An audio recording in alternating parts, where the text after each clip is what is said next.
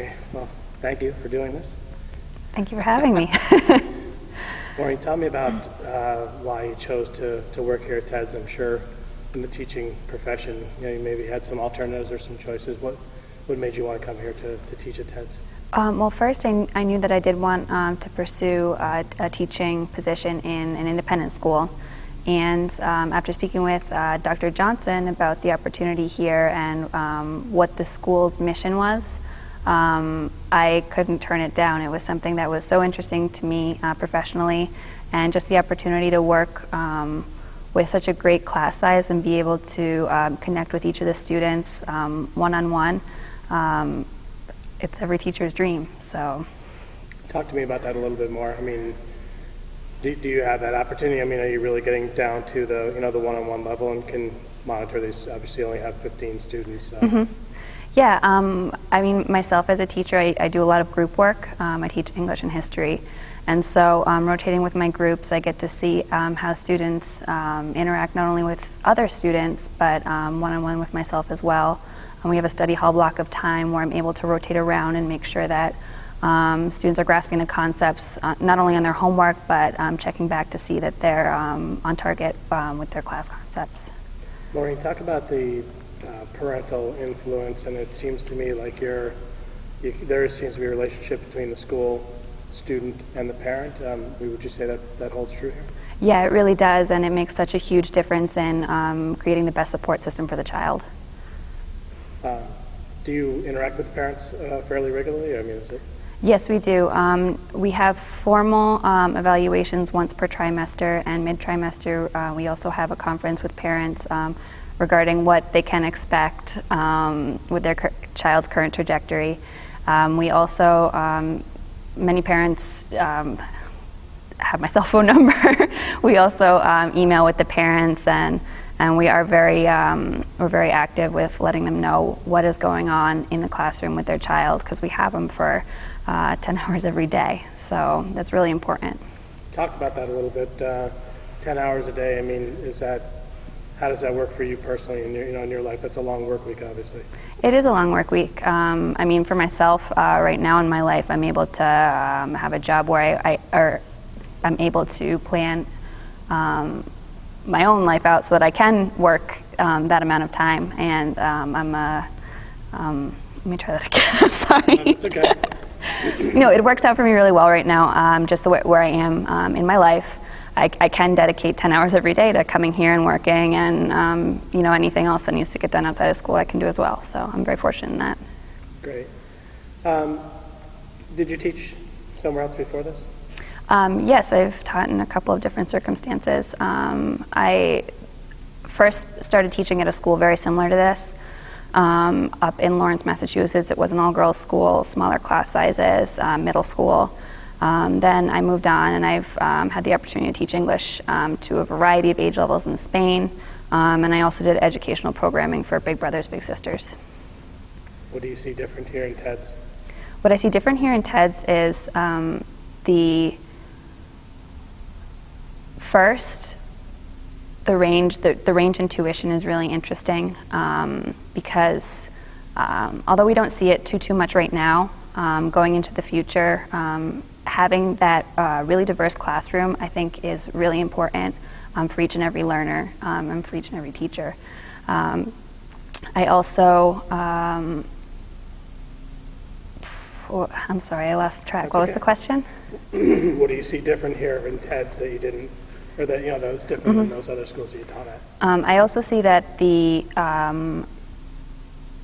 parent communication is much better here, and I see that the sense of community is really being fostered within the kids more than I've seen it in other school settings.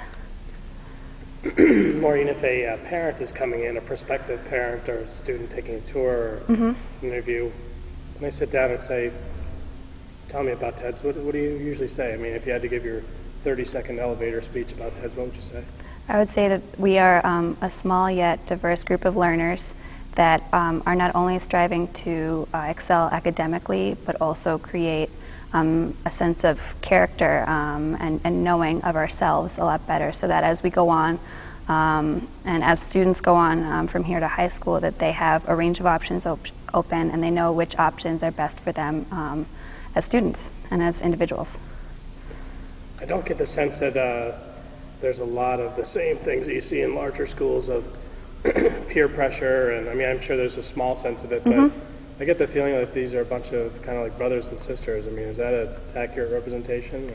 Yeah, that is a really accurate representation, actually. I mean, they're 12-year-olds, so with those developmental needs and issues for that age group, you do see peer pressure now and again, but we actually, I mean, in a lot of our meetings lately, it's actually come out that the kids are like, oh, but we're one big family. Just, talking about topics of, people moving away and stuff like that. But the kids really do have a sense of us as a family, which is cool.